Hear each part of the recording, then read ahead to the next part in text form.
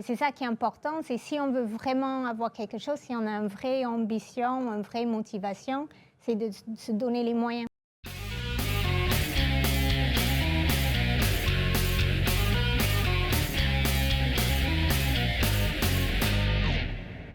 Bonjour, bienvenue dans le nouveau podcast de l'usine nouvelle Les femmes de l'industrie. Bonjour Alison Pirola.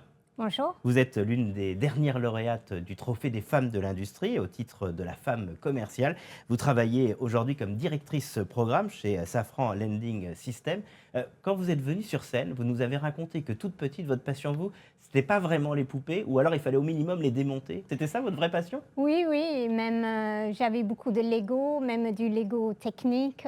J'adorais faire ça. Pour Noël, voilà, je demandais à chaque fois une boîte de Lego et construire et déconstruire. Ouais, c'était vraiment intéressant pour moi. Et parmi les balades que vous vouliez faire, alors je vais prendre des références françaises, qu'on entend que vous avez un petit accent anglophone. Alors je dirais, petit, parfois on va aller au parc Astérix, on va aller à Disneyland. Non, pas vous, vous vouliez aller. Votre rêve c'était quoi? Visiter une centrale nucléaire? Oui, c'est ça. Mais pourquoi? Donc comment on peut avoir cette idée-là à un moment? Je ne sais pas, mais mes parents, ils proposaient à chaque enfant dans notre famille, de temps en temps, de choisir une activité.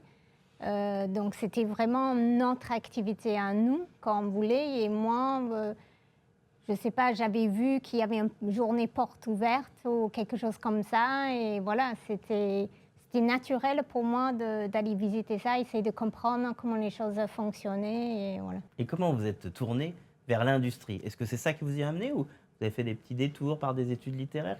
Comment vous y êtes arrivé du côté de l'industrie? Alors, moi, mes parents, ils sont complètement littéraires, donc ils se demandent comment je suis devenue scientifique.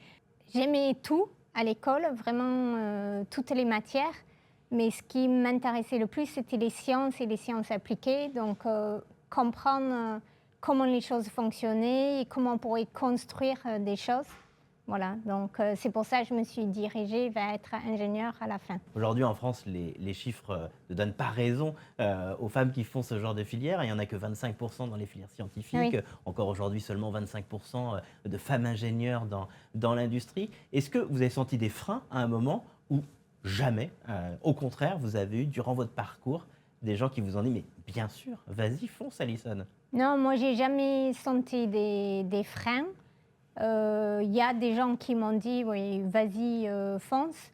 Mais c'est pour ça, aujourd'hui, moi, je m'engage dans des associations, également d'être rôle modèle dans Elle Bouge, dans My Job Glasses, parce que moi, à l'époque, je n'avais pas vraiment de rôle modèle. Et ça vous a manqué, justement? Pas forcément me manquer, mais je trouve que c'est bien de montrer aux jeunes toutes les possibilités d'emploi qu'on peut avoir. Aujourd'hui, souvent les jeunes, ils connaissent les emplois qu'ils ont leurs parents, leurs oncles, leurs tantes, mais il y a plein de métiers différents, très passionnants.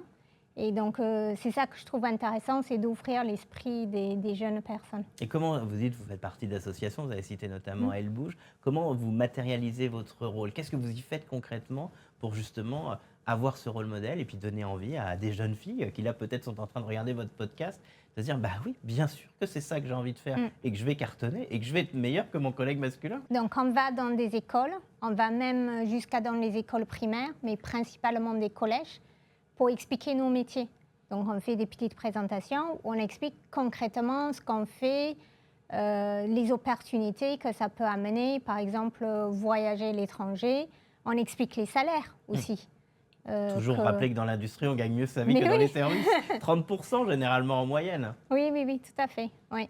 Revenons à ce qui vous avait amené à gagner ce prix lors du Trophée des femmes de l'industrie. À l'époque, vous étiez dans une autre division de Safran, chez Safran Helicopter Engines, et vous étiez responsable commercial, et vous disiez « Mon rôle, c'est vraiment de faire comprendre les moteurs d'hélicoptères aux clients et de leur faire comprendre surtout ce que ce moteur-là va leur apporter de plus en fonction de leurs réels besoins. » C'était ça votre passion? Oui, oui, tout à fait, parce que pour les clients, l'hélicoptère, finalement, c'est un outil de travail.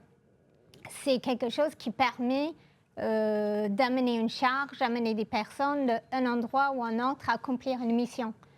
Donc, il s'en fout un peu quand on a une matière haute technologie ou un nouvel procédé qu'on a utilisé dans la construction de moteurs.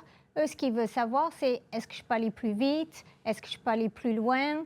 Est-ce que je peux porter plus de charges? Donc, c'est traduire tout ce que les ingénieurs ils ont conçu, construit en, en choses concrètes pour le client. Ouais. Et c'est comprendre leurs besoins pour leur expliquer ça. Et le besoin de chacun est très différent. Donc, Voilà. essayer d'adapter l'offre à ce que chacun va avoir besoin. Quand on s'était rencontrés, vous nous aviez dit, moi j'avais un chouchou dans la gamme du côté de Safran Helicopter Engines. C'était le Guépard, c'est ça? Oui, c'est ça. Pourquoi Oui. donc? Donc, le Guépard, c'est la version militaire du H160 qui vient de Airbus Hélicoptère. Et ce qui était très intéressant dans ce projet, c'était un tout nouveau hélicoptère et un tout nouveau moteur en même temps. Donc, on a fait beaucoup de collaboration en amont en termes de conception, mais également en termes de promotion, approche client, avant de lancer l'hélicoptère. Et maintenant, c'est un succès. Et puis, c'est un très, très joli hélicoptère. Vous venez juste de changer de poste, hein, il y a de ça maintenant quelques semaines. Vous êtes restée chez Safran, vous êtes directrice programme chez Safran Landing Systems. Vous êtes donc à la division qui fait, on va faire simple, hein, les trains d'atterrissage, mais Oui. également les freins. Ça fait quoi une directrice programme?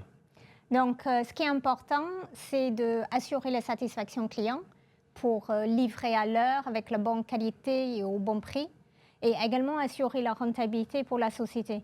Ça ne sert à rien qu'on vend si on ne gagne pas de l'argent de notre côté. Voilà, donc c'est ça les deux gros objectifs de quelqu'un qui gère un programme, c'est assurer la satisfaction client et assurer la rentabilité de la société. Donc du coup, vous commencez un peu avant votre métier de responsable commercial. Vous devez vous assurer que le programme répond aux besoins Oui. et bien exécuté.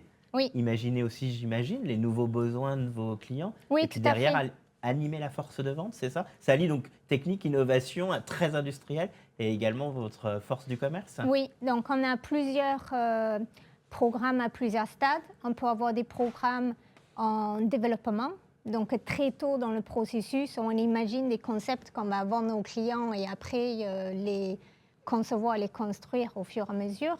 Et après, on a des programmes en production qu'on a déjà vendus. Et là, l'objectif, c'est de plus livrer, voilà, assurer une bonne qualité, etc. Ce que vous dites, hein, quand on s'était rencontrés, c'est que vous, ce que vous aimez, c'est la rencontre et la relation. C'est des choses qui sont importantes. Du coup, j'imagine que derrière tout ça, il y a aussi le travail d'équipe, l'animation des équipes et les emmener dans une direction commune. Oui, tout à fait. Oui, ça fait longtemps que je suis manager, une quinzaine, une vingtaine d'années, je pense. Et c'est très important pour moi, oui, de travailler en équipe et d'avancer ensemble. Oui. On voit que vous êtes passionné par les différents métiers que vous avez exercés au sein des filiales de Safran. Qu'est-ce que vous avez appris sur vous-même dans ce métier passion? Que j'aime bien tenter des nouvelles choses, en fait. C'est découvrir tous les jours en discutant justement avec les gens, en créant les relations, on découvre plein de gens passionnants. Des gens qui sont passionnés par la technique, passionnés par le métier.